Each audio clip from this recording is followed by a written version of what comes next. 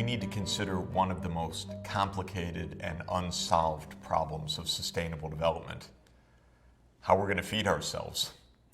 It's an age-old problem. It's been with humanity for a long time, but for quite a few decades, this is a problem that many people thought was already solved, with the great breakthroughs in food productivity, in increasing farmland, increasing yields. It seemed that food production would inevitably stay ahead of the growing world population. Now we have some serious doubts. Not only are we coming to realize how badly fed the world population is in certain ways, but how many real threats there are ahead. That is our challenge. We can't say we haven't been warned. The warnings have been with us for more than 2 centuries. They started, as I've mentioned, with Thomas Robert Malthus, who in 1798 in his Principles of Population posed the basic question of how food production can stay ahead of a growing population. When Malthus wrote, there were around 900 million people on the planet. Now, with 7.2 billion people, an 8-fold increase, the challenge is with us again. In fact, perhaps in an even more complicated way than Malthus imagined. Because now we come to understand that not only is the world not feeding itself in a healthy and fair manner, but that there are many, many obstacles that lie ahead. Let's start with the question of what does it mean to feed ourselves in a healthy way? And we can ask that by looking at the question of malnutrition. Malnutrition is a pervasive problem on the planet. One can argue, I think convincingly, that perhaps 40% of the world's population, 40%, is malnourished in one way or another. But to understand that, we have to understand what we mean by malnutrition. Now, one thing that jumps to mind, of course, is hunger and undernourishment. Undernourishment in its most direct sense is simply not taking in the calories that are needed for daily activity and daily survival. Hungry people feeling the pangs of hunger and not having enough energy for more than mere survival, and in some desperate cases, not even that, remains a problem afflicting hundreds of millions of people in the world. There's another kind of undernourishment that is a bit less visible, and that is a category sometimes called hidden hunger. The calories may be there, but the micronutrients, nutrients such as vitamins and particular fatty acids and other components of food are not present in an adequate supply, so that people are unhealthy and perhaps chronically disabled as a result of bouts of micronutrient deficiency. There's a third kind of malnutrition which has become an epidemic in many parts of the world, especially the richest countries, but also many middle-income countries. And that is malnourishment in excessive consumption of calories. We have an obesity epidemic underway in the world, and it's estimated that roughly 1/3 of all adults in the world are overweight, and perhaps around 10 to 15% are obese. When you add it up, the numbers are staggering. Roughly speaking, we can say that between 800 million and 1 billion people on the planet are chronically undernourished in the sense that they do not get the daily energy intake in their diets to be healthy and to be satisfied with what they're eating. But another 1 billion people who are not counted in the hunger category are in the hidden hunger category. So roughly 1.8 to 2 billion people are undernourished, either in the direct sense of not enough energy intake or in the sense of micronutrient deficiencies. And then the estimates vary on obesity, but it is certainly well over 1 billion people who are overweight and several hundred million, perhaps 700 or 800 million adults who are obese. You add it up, it's plausible to think that around 2.8 billion people on a planet of 7.2 billion people are malnourished, about 40% of the population. We have a food crisis. It varies in different parts of the world. Sometimes it's hidden, sometimes it's the wrong kinds of food, sometimes it's simply not enough food. But any serious focus on a sustainable and secure food supply for the world has to view the crisis in all its dimensions, from those who lack the basic caloric intake to those who, in great unhappiness, often are suffering from obesity and from all of the massive ill effects that come from that. Let's have a look at where these problems are distributed. Undernourishment is concentrated in tropical Africa and in South Asia. So we see in tropical Africa, especially in Central and Southern Africa, that more than 1/3 of the population is undernourished. This means simply not enough calories, or by some measurements, not enough calories and proteins needed for basic sustenance. And in South Asia, we see that the proportions chronically undernourished are between 1/5, 20%, and 1/3, around 33%. Serious levels of undernutrition, and fortunately in the rest of the world, lower levels than that. In the high-income countries, very little undernutrition in that sense, though massive problems of malnourishment when one considers the problems at the other end of the spectrum. When children are undernourished, of course they suffer a massive disability in their growth that lasts a lifetime if the undernourishment affects them at the critical growing stage in the early years of life. And we measure that undernutrition with several different concepts, but two are especially important. One is stunting. Stunting means that a child is undernourished to the extent that the child is very short, low height, that is, for age. And the standard is measured against a regular distribution for a normal population of height by age. And then children who are far to the low end of that scale, more than 2 standard deviations below the norm, are considered stunted. And stunting, of course, reflects the inadequacy of dietary intake, but it often also reflects chronic infection, worm infections, for example, that where the worms take the nutrients that should be going to the young child, or other kinds of infections that mean that the child is shedding nutrients, maybe through bouts of diarrhea, or that make the nutrients not bioavailable to the child. They can't be metabolized while the child is sick. So when we see stunting, we usually are looking at circumstances of chronic dietary undernourishment combined very often with repeated bouts of illness. And the stunting we see is most severe where we normally find it tropical Africa, and the highest stunting rates in the world in South Asia, especially in India, which overwhelmingly has the largest numbers of young children who are stunted. The second concept for children is even more urgent, and that is wasting. Wasting is low weight for height. So stunting is a chronic condition that means that the child doesn't grow. Wasting is when the weight is even less than it would be for that low stature.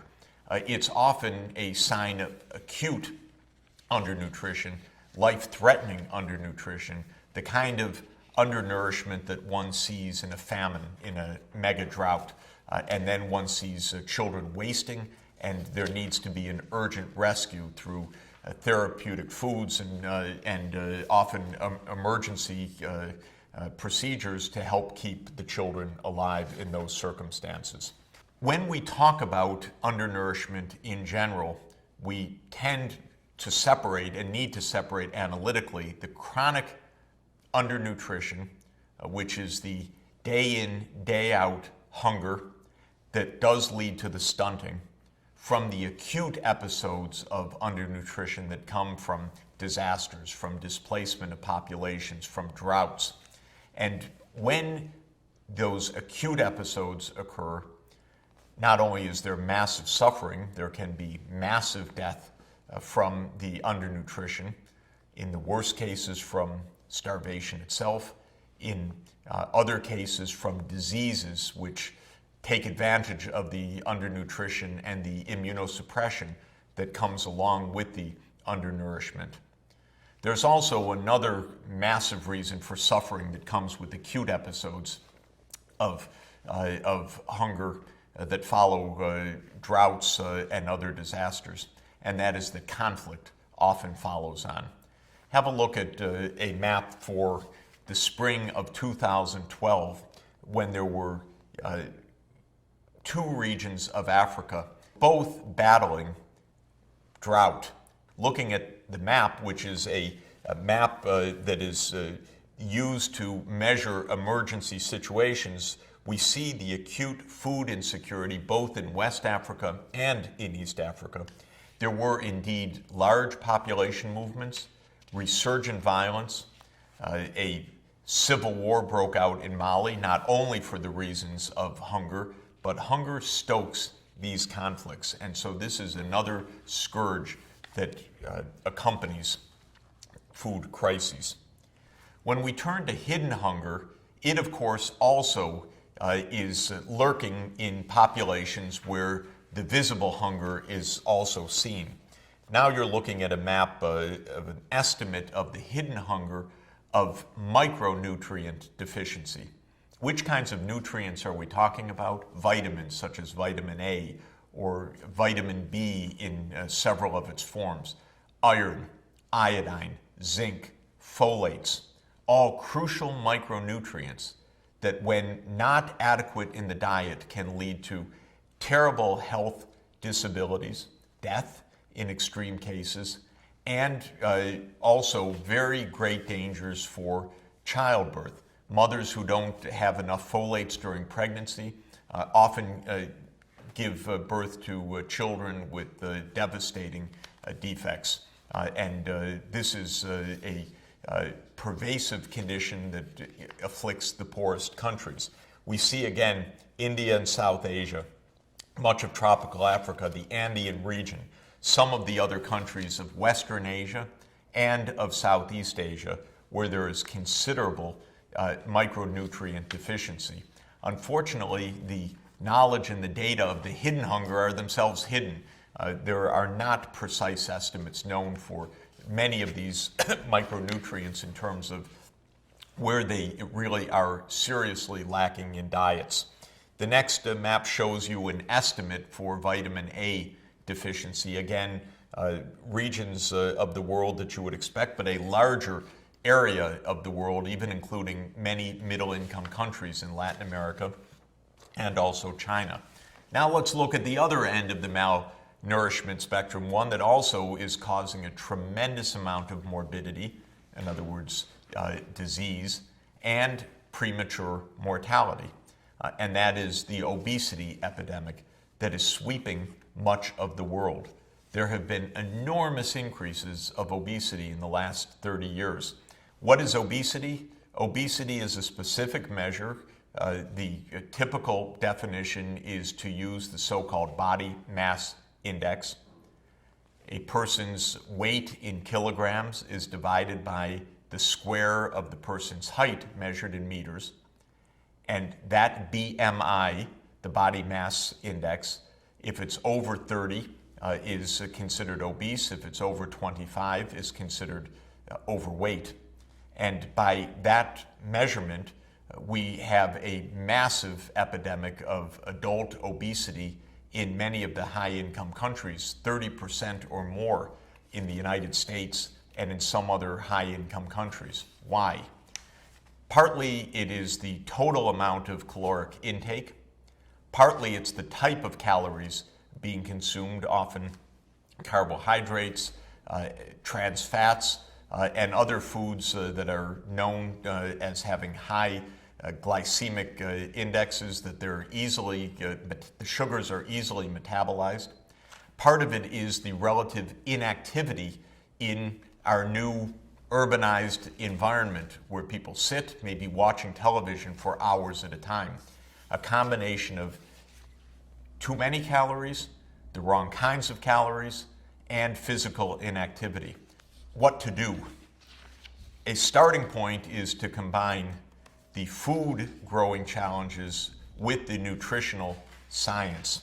What should be grown? What should people eat? And here, breakthroughs in nutrition science are giving us better indicators. One of the leaders of modern nutrition and rethinking what is wrong with our diet is Professor Walter Willett, chairman of nutrition at Harvard University. And he has proposed the right kind of food pyramid, as it's called, shown here, which depicts the kinds of foods and the relative frequency and amounts of those foods that should be eaten. And just to indicate very briefly what the findings of modern nutrition are, because they're important, it tells us that our diets, as they evolved with the fast foods of the high-income countries, have become very imbalanced, a source of this pandemic of obesity and overeating. And what is needed is diets that are rich in vegetables, in fruits, in vegetable oils, so-called unsaturated fats, which are healthy, as opposed to the animal fats and the industrial fats, the so-called trans fats, which can be very dangerous for health. And when grains are eaten, they should be eaten as whole grains. And so the dietary mix is quite different from the diet of the high-income world, which is heavily concentrated in the wrong kinds of fats, in refined grains rather than in whole grains, and in a very heavy meat-based diet, which has its own great difficulties for health, especially a large amount of beef eating. I mention this because it's going to have a big consequence when we discuss what kind of agriculture system should be consistent with the kind of diet that is healthy for people. Of course, this kind of food pyramid, viewed from the perspective of the poorest countries, is a dream. How can we get from where we are, not even enough calories in the day, to this kind of balanced diet that can be healthy and provide not only the macro caloric intake and proteins, but also the micronutrients and the balance of different food components conducive to health. The world is in increasing stress when it comes to the food system. More mouths to feed, a rising demand for meat products, which amplifies the demand for the grains to feed the animals that are being consumed in larger number, all combined with environmental threats that are undermining the stability of the food production itself in many parts of the world. We've already gotten a taste of it, if I could put it that way, in rising food prices that are a major challenge for poor people in the world. If you look at this graph of food prices since the late 1970s, you see that for all of the major grains, the staple grains, maize, rice, wheat, and soybeans, prices were falling from the 70s until the end of the 20th century. But since the beginning of the 21st century, the price of food has been rising and rising sharply. For wealthy people, this is an inconvenience, a discomfort. For poor people whose diets consume a much larger part of the family income, this is more than just an annoyance or a hindrance. It is a profound threat to their well-being. We see Engel's law in operation here. The idea that for poor people, the food consumption occupies a much larger share of the total household income, and therefore rises in food prices can be very devastating for households that buy their food from the marketplace.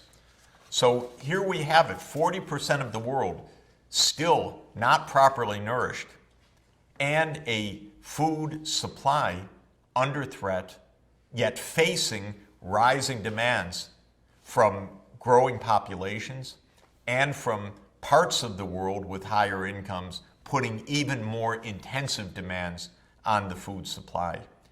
Huge puzzles. What can we do about it? We have to look closely now at how food is grown, where it's grown, what the threats are, what can be done about it.